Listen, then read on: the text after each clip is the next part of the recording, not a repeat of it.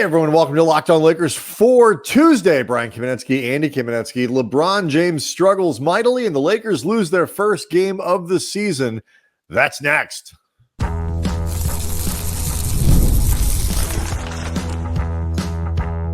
You are Locked On Lakers, your daily Los Angeles Lakers podcast, part of the Locked On Podcast Network, your team every day. Thanks to everybody for making Locked On Lakers first listen of every day, Monday through Friday, no matter how or where you get your podcasts. This one's always free, never behind a paywall. Locked On Lakers on YouTube is where you can go hang out with over 25,000 subscribers to the channel, all of whom are mourning the days of the undefeated record for the Lakers. Andy, they do lose their first game of the season Monday in Phoenix. Final score 109-105, game that they certainly looked initially like was going to be their fourth straight win to start the season, but Phoenix got going in the second quarter, and it was pretty much a back and forth game after that. The Suns pull it out. Do want to let everyone know that today's episode is brought to you by Game Time. Download the Game Time app, create an account, use code LOCKEDONNBA for $20 off your first purchase. So, this one comes down to, I think, certainly not a problem with Anthony Davis. Austin Reaves and Rui Hachimura, I think, get hall passes for this one, certainly. But some things we'll discuss. LeBron James really struggles. Andy, the bench really struggles, and an all over the place kind of night for D'Angelo Russell. But overall, they're going to lose at some point. But I'm still a bit disappointed with letting this game get away from them in the way that they did. 14 points second quarter. Interestingly enough, JJ Redick took a lot of responsibility for. Put a lot of that on himself. I thought it was a really disjointed game in general for the Lakers. Yeah. I mean, even when you take into account how well they played in the first quarter, making it look like they might have been setting up for a rout, when you take into account everything that happened over the next three quarters, it just adds to the idea that the game was just very herky-jerky. It had no real flow to it. The Lakers, I thought, looked more discombobulated, their offense for the first time in the regular season, I thought often looked very stuck in the mud. It looked very ISO heavy compared to what we've seen, less ball movement, less precision, often less sense of a purpose. I think to some degree that is directly related to LeBron and the struggles that he had in this game. We'll get into it. It's one of the worst games you have likely ever seen LeBron play, and hopefully will ever see LeBron play moving forward. And considering the control that LeBron has over the Lakers offense, if he is struggling to get going, there's going to be a trickle-down effect from it, which, to be clear, is not to say LeBron is the reason they lost this game, but he is certainly a reason. There's no way around it. No, the first couple games, LeBron wasn't great in the opener. He wasn't great in the game on Friday, but he wasn't bad. He wasn't bad. Right. It's one thing for LeBron to be, I thought in the first two games, fine but not great. You can offset that if enough guys are doing their jobs well, and frankly, if everyone else is doing their jobs well, considering where LeBron is at this stage of his career, fine but not great may truly be fine. Offsetting him playing badly is a different story, and this was a game where he just played badly. 3 of 14 from the floor, 11 points, 8. He did have 5 rebounds, 8 assists, but those are not particularly gaudy numbers by LeBron James standards. And for a lot of the game, Andy, his 1,200 consecutive plus game streak of 10-point games looked like it was going to be in jeopardy. He didn't get to 10 points until the fourth quarter, and so it was a bad game from LeBron. And you talk about this sort of herky-jerkiness of the game for the Lakers. They went 34-14 in terms of points scored, 34 in the first quarter, 14 in the second quarter, 35 in the third quarter, kind of come back out and take a little bit of control of the game. And then 22 in the fourth, as Phoenix came back again. And then, the Suns, for their part, the Lakers did a pretty good job on the Suns defensively overall, 25, 25, 26. And then Phoenix got loose a little bit with 33 in the fourth as, Booker and Durant. That's a challenge for any team to keep those guys in check down the stretch. And so, I think the LeBron thing is really where it comes. It was interesting, like the Lakers for a lot of this game did seem to be managing to overcome it, and find ways around it and whatever. They just, to me, it seemed like they just didn't quite have that one more thing. Like I said, they got a really nice game from Reaves, 23 points, 8 rebounds, 3 assists. Rui Hachimura hit all 3 of his threes, 20 points, 10 rebounds. We're getting to the rebounding, I think, with Rui over the course of the week. Rui and Reaves combined for 18 rebounds in this game. But, the bench provided a grand total of 8 points, and D'Lo was not particularly great in this one. You look at the box score, it says 14 and 8. Overall, he just wasn't, but overall, he wasn't particularly great, I didn't think. It was also, too, I think, a function of that, like, it is a little bit different. You get that first game on the road. You talk about some of the stuff they had done in those first 3 games at home. It's a little harder to get to the line when you're on the road. Just little things. It's not quite the same. And the Lakers just weren't quite good enough. But when you look at it, too, like, if you want to be optimistic about this, and certainly there's no shame in losing to the Suns on their home floor.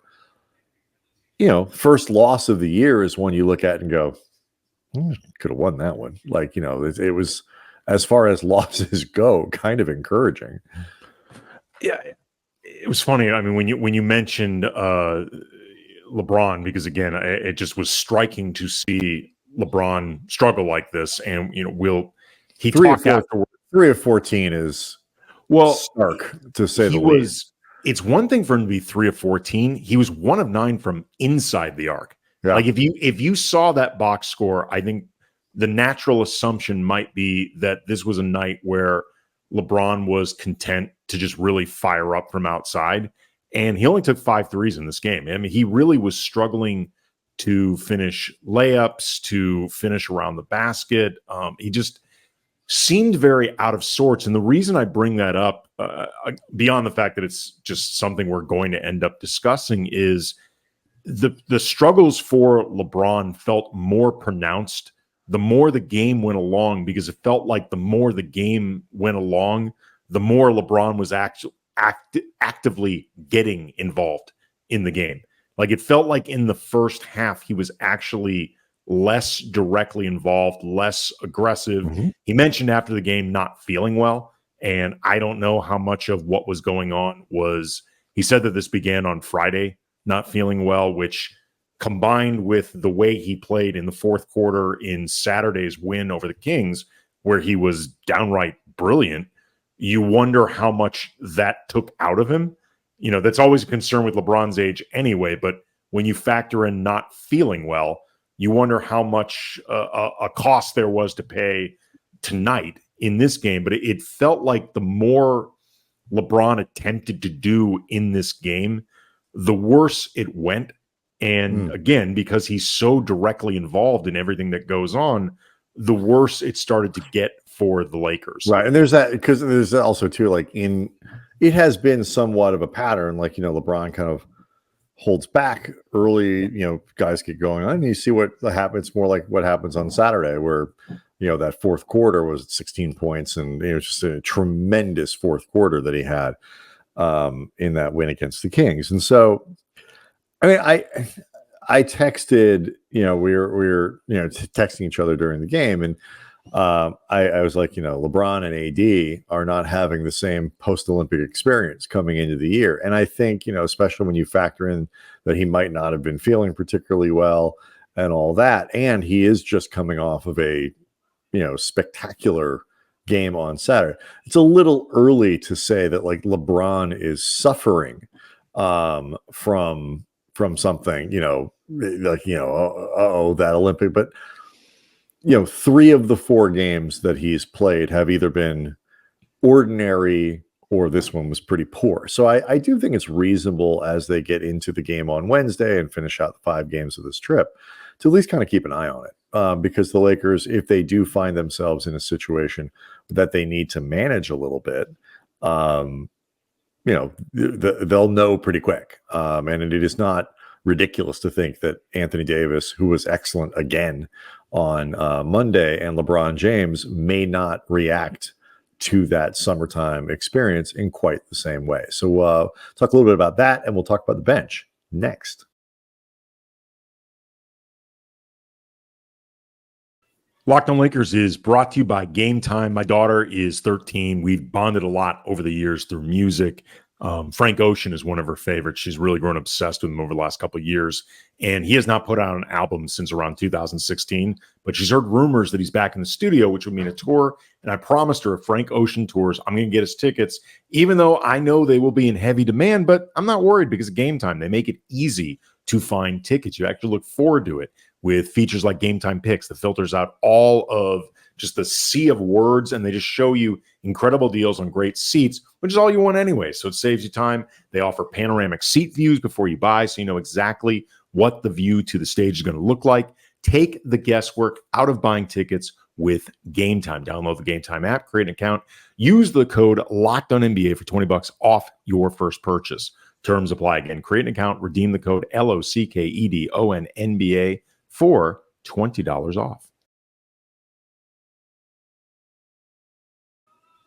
So before we get to the bench, it is worth noting one of the things, almost everything we're doing right now with Redick is a first time blank, first time this happens, first time that happens. And this is obviously the first real game, regular season game that the Lakers have lost with Redick as their head coach. And, he did, we've made the comparison sometimes in terms of leadership and, post-game style and all that kind of stuff, different coaches and whatever, and often hold somebody like Sean McVay up, Rams head coach, as an example of how a lot of good coaches do this, where when the team loses, a lot of it is on them. It is the coach didn't coach well enough and all that, whether it's true or not. And you saw an element of that in Redick's reaction to the game.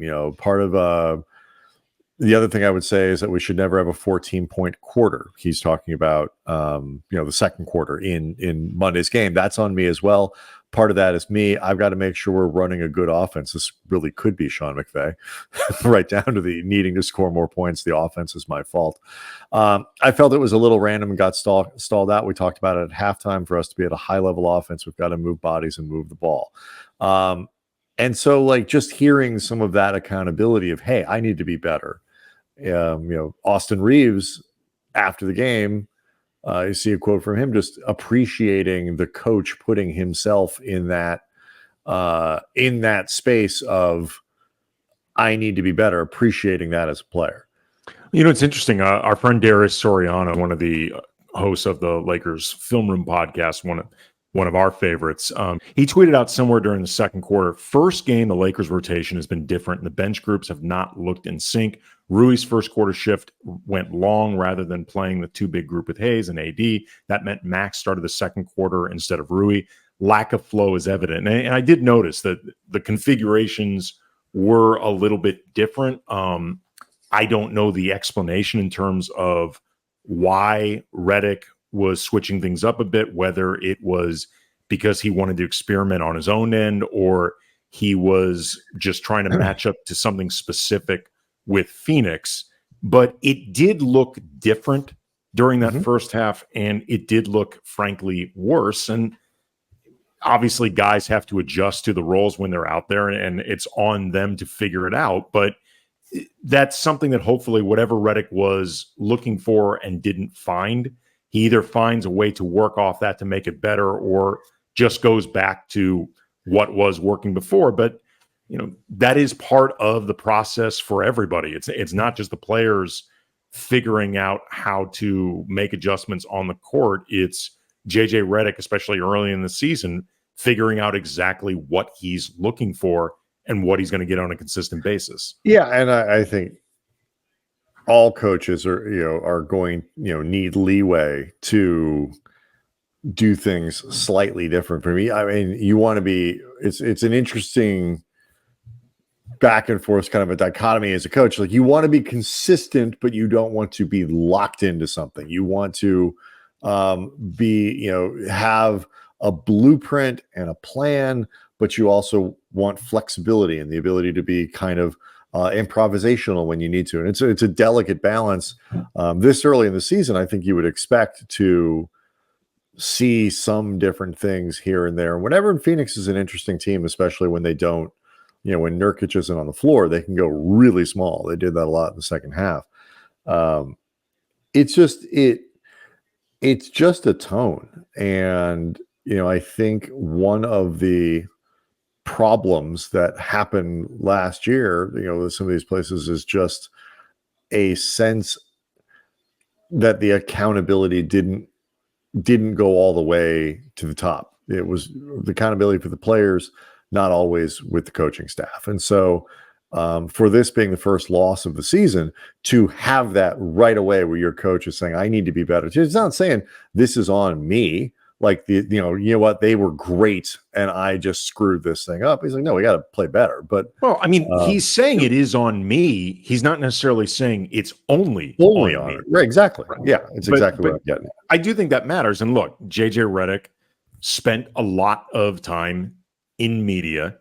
He knows both sides of this. He, during a stint on ESPN, blasted Doc Rivers, I believe after a game in Milwaukee, after Doc took over last year, and talked about something that wasn't working well, and that he just took over this team. They've had a lot going on, blah blah blah. And JJ Redick said, with Doc Rivers, there's never accountability, and it's always someone else. And I've heard this a million times. And obviously, this stems back to their time as coach and player, where they famously did not get along particularly well. This is something JJ Redick has acknowledged, and there's been some open sniping between the two. But I think Redick is also cognizant, both from his time as a player, but also his time in media, seeing how the other side of this reacts, just the value in putting things on yourself, just so as you build narratives. And I think Redick is very conscious of building his own narrative and building his own presentation. He wants to be known as, the guy that is not just detail oriented, but can recognize when perhaps I got the details wrong myself. Yeah, and I mentioned this in the preseason. One of the things that I want to see with Redick is he seems to take these things pretty hard. It's an 82-game season. They're going to lose more games. How does he react to losing streaks? Now, I hope we don't get to find out particularly soon. Like, I don't want to see the Lakers go on a, lose 4 out of 5 just so I can stare at JJ Redick and find out how he reacts. But at some point, you're going to have, good stretches and bad stretches.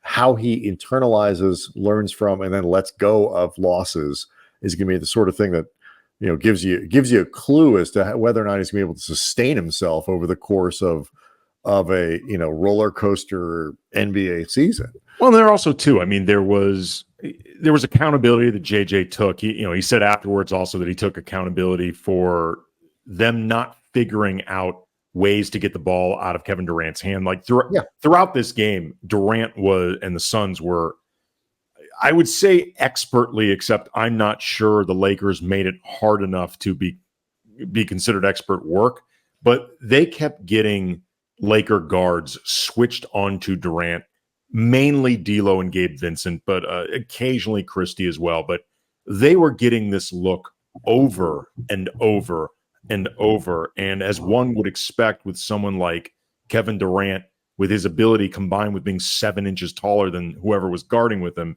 he regularly went to work. Right.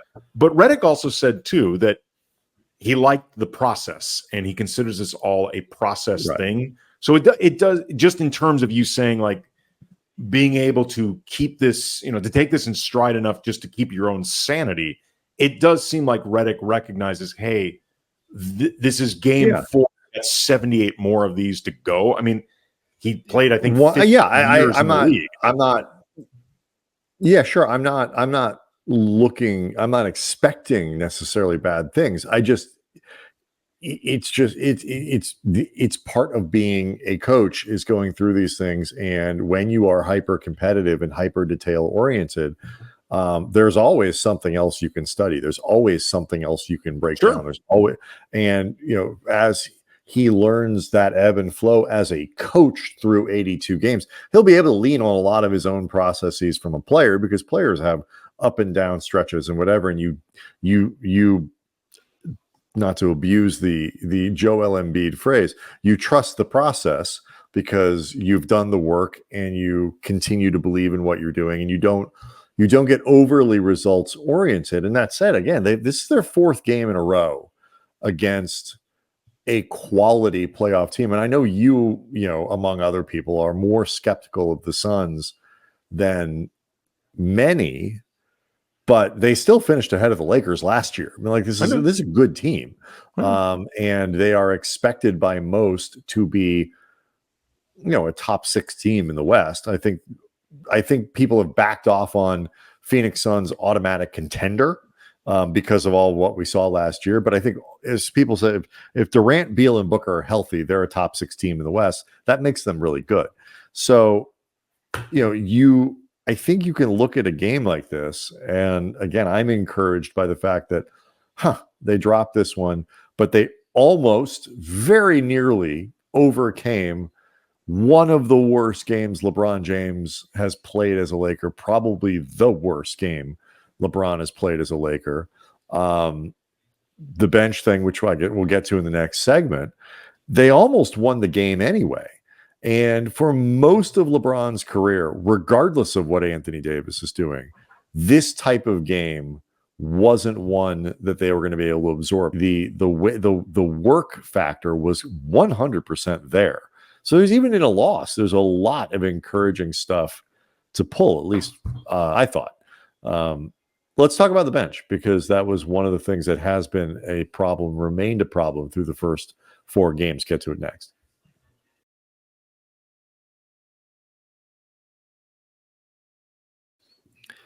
So they got to get a little bit more. I know the Lakers bench isn't super duper powerful. It's not wildly potent. They got a grand total of 8 points between Jackson Hayes, Gabe Vincent, Max Christie, and Dalton Connect. Not only did they only get 8 points, they didn't really even get a lot of sort of peripheral stuff either. It's not like any one of those guys was putting up big numbers in another spot. Connect had 1 rebound in 11 minutes. Christie went for 5 and 2 and 1 in his 23 minutes. Vincent had 2 blocks. He did. And he played, and he had Christie, I thought, had some nice defensive. Christie had a series of brutal defensive assignments. It was basically go guard Durant, then go guard Beal, then go guard Booker, then start that whole thing over. Like, he was busy to say the least. I mean, things to do. Christie is feeling a lot out, and we can have a conversation about Christie over the course of the week, because there are things that I'm seeing that I like, and there are things that I'm seeing that are concerning. But this was a night where if he felt worked, I don't blame him, because he had a lot to do. The primary assignment for Max Christie in a game against the Suns is not going to be go give us 15.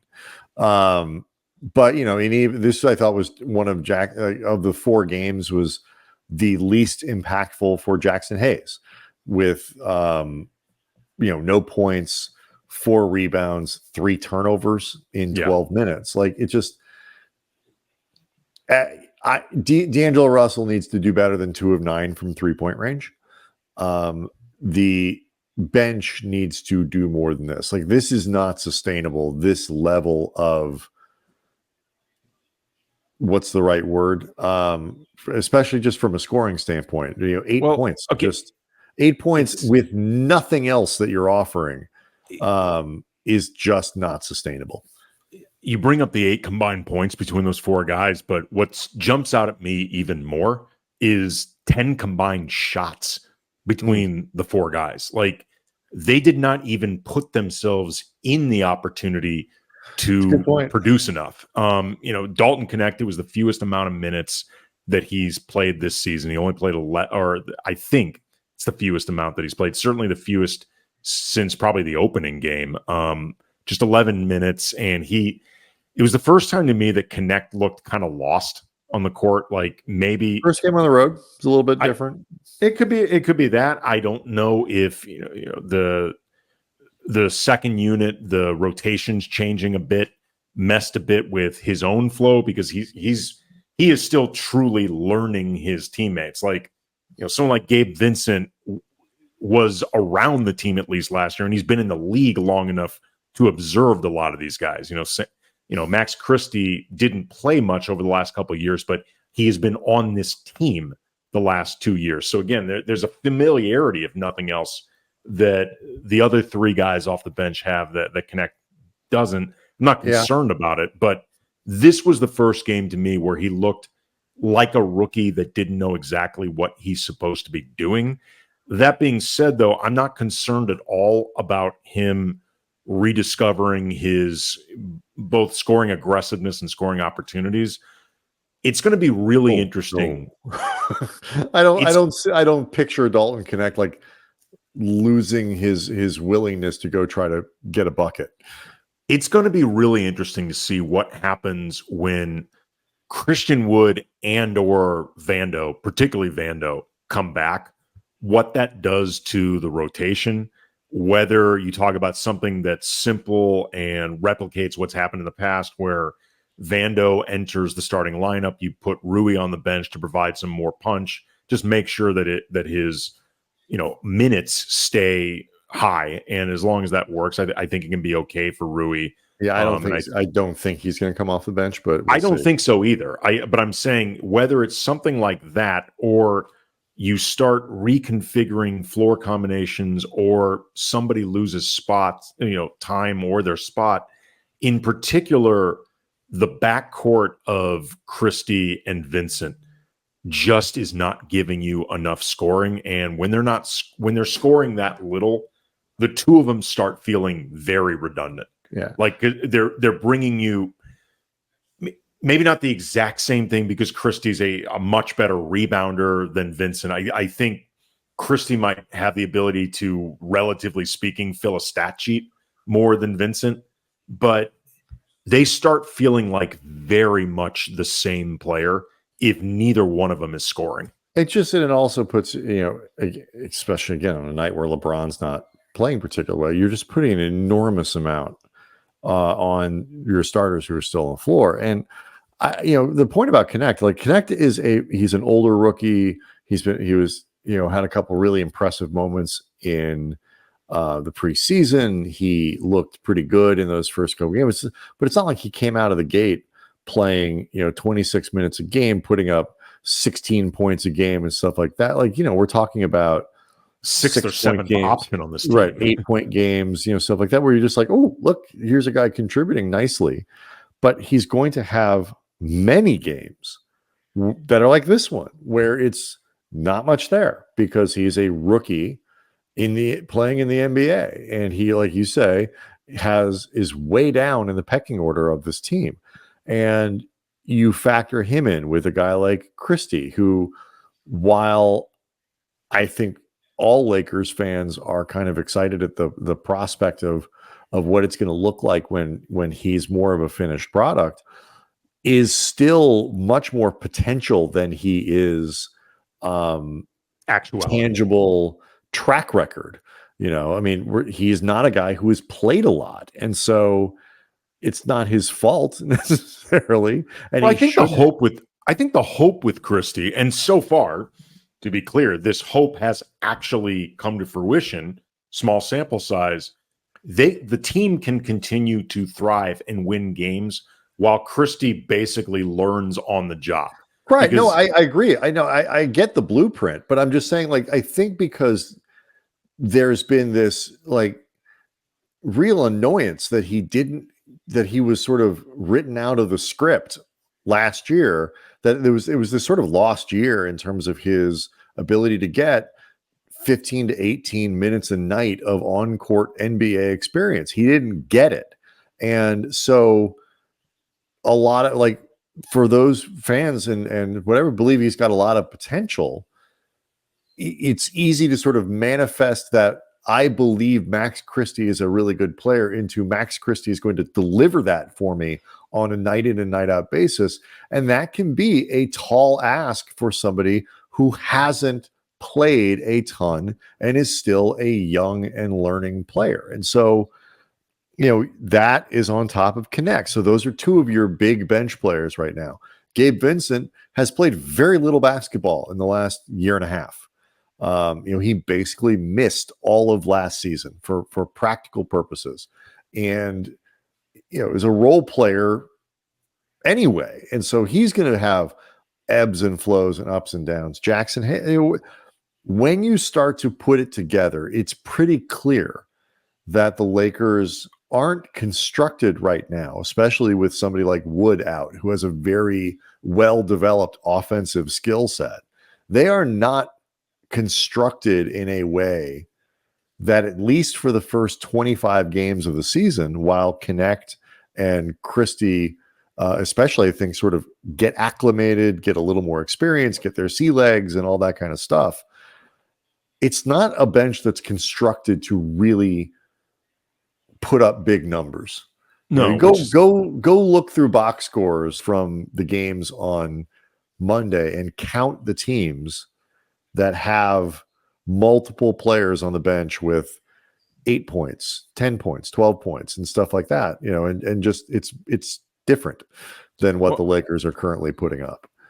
Again, this is maybe something we can talk about over the course of the week, but I would like to see a couple changes in terms of the way the minutes are doled out among the bench players. I would like to see Connect get a longer time out on the court, just because, if nothing else, I think he offers potential for scoring and more of a safety valve than some of these, a release valve, I should say, than some of these other guys that are out there. I mean, he's really the only guy that offers, I think, serious potential along those lines. I am more concerned, to be honest, with Gabe Vincent than I am with Max Christie, because even though me too, it's clear that Redick trusts Vincent more than Christie, and I get it. Vincent's more experienced. You'll see if there's ever a time to sub out D'Lo in crunch time, it's always Gabe Vincent that gets that nod. Which, by the way, did happen on Monday. Yeah, Vincent played the last 5 minutes of the game, not D'Lo. Right, and again, I get it, but I have found Vincent's overall play more concerning than Christie's.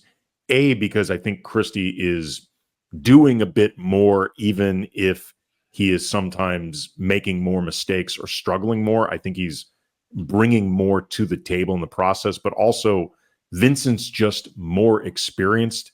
And even with the time away from the team, I feel like they're having a very difficult time figuring out exactly what his role is and what his purpose on the court is. Like, I don't think he's just out there doing cardio, he's playing. No, he's playing defense. He's doing little, right. He's doing, the little things. It's like you've made this point before. There are certain guys that, we'll quit here and we can carry this conversation through the week. It's like doing the things that don't show up in the box score is really important to winning games. But if you're going to be on the floor for 20 minutes, which Vincent was in this game, you also need to do things that do show up in the box score. Yeah. You can provide some intangibles, and that's great, but you also do need to provide some tangibles. And he took 3 shots. He hit that one corner 3 in the fourth quarter off the out of the timeout. And that was really good, by the way. Really good inbound pass from D'Lo. D'Lo's good. He had 8 assists, and he had 6 of them, I think, were in the first quarter. Like, his good moments were good. It was really his shot selection that was. He had some wacky 3-point shots. And he's got to be better than 2 of 9. He just does. Mm-hmm. But Vincent took 3 shots in this game. And, you combine that with Christie at 23 minutes, you're talking about 43 minutes or 42 minutes of play from your two main bench players and 7 shots between them. Yeah. Then you add in It's not Connect, who had, it's not enough. And you had Connect, who had 3 in 11 minutes, and Jackson Hayes didn't take a shot. You need more juice from your bench. But anyway, this is all stuff that we can get into. The Lakers will travel from Phoenix to Cleveland. Obviously, a significant game for LeBron and Bronny. I do not necessarily think that means Bronny is going to play, but he's on the trip, and he will be in the building for a very meaningful game for the James family. I do have some thoughts about why Bronny is on this trip and say Jalen Hood-Schifino is with the G League that we can talk about on Tuesday's show. But in the meantime, Locked On Lakers on YouTube. Wednesday's show. Yes, thank you. Locked On Lakers on YouTube is where you can go hang out with over 25,000 subscribers to the channel.